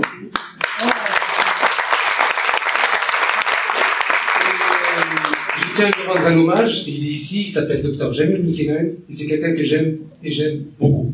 Merci de l'applaudir. Je peux prendre aussi la parole. Oui. Moi, je suis médecin endocrinologue de base, et depuis 5-6 ans, j'ai eu une ouverture de conscience, voilà, une ouverture spirituelle, sans faire... Enfin, j'ai rien fait pour, hein. C'est la vie qui m'a menée, mais j'ai choisi aussi de ne pas résister au changement, et donc je me suis ouverte à beaucoup de médecine alternative, enfin tout ce qui est hypnose, gémeaux, enfin tout ce que je ne savais pas. Et donc maintenant j'ai une manière d'aborder le patient à la globalité, et c'est vraiment c'est très beau, quoi. Mais alors je voudrais vous poser une question. Alors concernant les personnes, parce que on reçoit aussi des gens qui sont complètement coupés de leur émotion, qui ne savent même pas ce que c'est qu'une émotion, et qui ne savent même pas comment lâcher une émotion.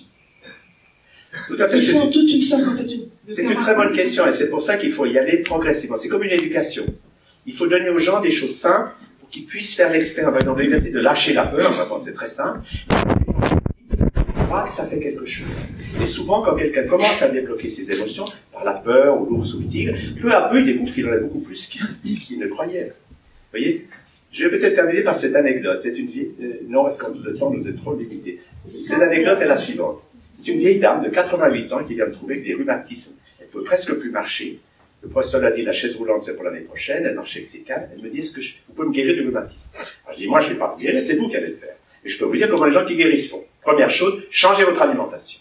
Et comme c'était une personne disciplinée, ça a été facile pour elle. Au lieu de manger des croissants, etc., elle mangeait des graines germées, des salades. Bon, ça, c'était le côté, pour elle, facile.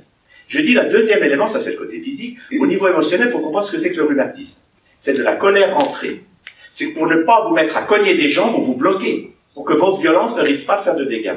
Elle me dit, mais j'ai pas de colère. Je dis, comment ça, vous n'avez pas de colère? Je me dit, mais non, je n'ai aucune colère. Ah bon? Je lui dis, qu'est-ce que vous pensez de la musique des jeunes, là? Genre rock'n'roll. Ah, elle me dit, je déteste le rock'n'roll. Je n'aime que Mozart. Je lui dis, non, vous n'avez rien compris, la musique des jeunes, c'est la musique pour faire sortir la colère. Alors, je dis, tous les matins, vous allez mettre ça, vous allez sortir. Alors, le premier jour, c'est, je déteste le rock'n'roll. Le bout d'une semaine, c'est, elle a commencé à faire bouger son corps avec cette musique qui fait sortir la colère. Et en sortant sa colère, et en mangeant des graines germées, et bien, au bout de quelques temps, elle a commencé à pouvoir bouger.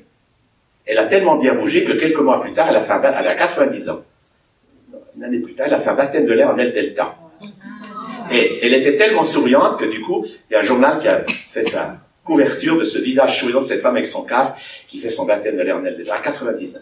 C'était devenu une femme jeune. Et là où c'était amusant, c'est que je faisais beaucoup de conférences à l'époque pour des personnes du 3e âge. Vous savez, en Suisse, on a des universités du 3e âge. Alors quand je disais aux gens mon message, qu'on peut se guérir et tout, ils m'écoutaient bravement. Puis à un moment, je leur disais, oui, vous dites Chalère, il fait le malin, mais il a 42 ans, 45. Moi qui en ai 75 ou 80, et telle maladie. Alors je ne voudrais pas que Chalère est un peu, il exagère un peu, alors ils faisaient tous comme ça. C'est facile quand on est jeune de parler de ça, vous voyez. Mais eux se sentaient que... Alors je disais, j'ai une surprise pour vous. Cette vieille dame, elle venait, elle prenait le micro. Elle disait, vous savez, quand j'avais 50, 60 ans, j'étais vieille. Non seulement j'avais des rhumatismes, mais je détestais les jeunes, j'étais pleine de jugement, je trouvais que rien de la société. Enfin, elle dit, vraiment, j'ai beaucoup souffert, mais j'ai appris à tout lâcher. Et maintenant, elle disait, je danse.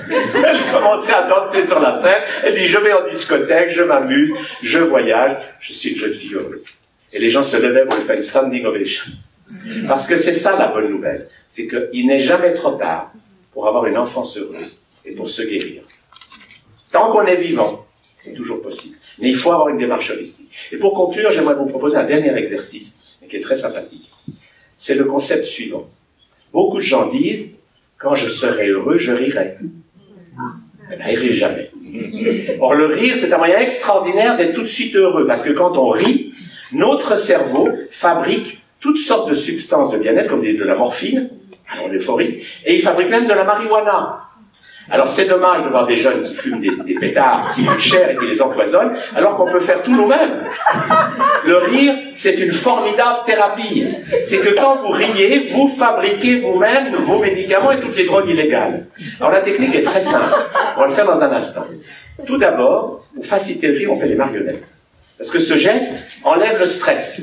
Vous ne pouvez pas être stressé en faisant les marionnettes.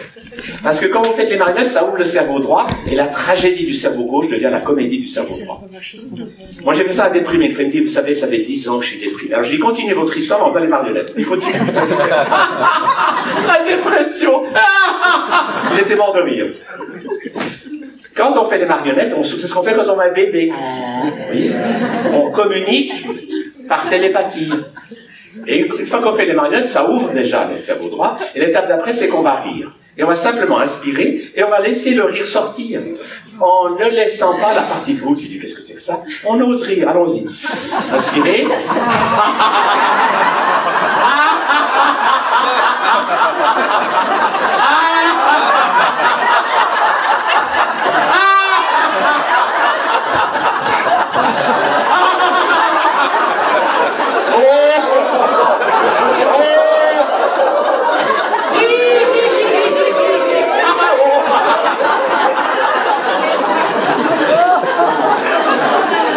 Merci beaucoup.